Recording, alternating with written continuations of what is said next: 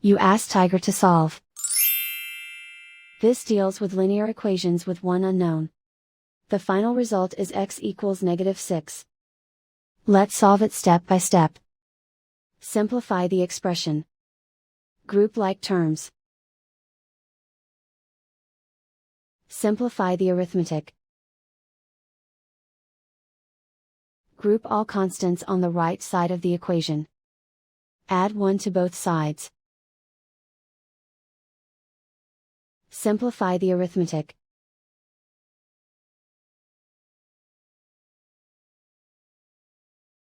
Isolate the x. Divide both sides by -6. Cancel out the negatives. Simplify the fraction. Move the negative sign from the denominator to the numerator. Find the greatest common factor of the numerator and denominator. Factor out and cancel the greatest common factor. And so the final result is x equals -6.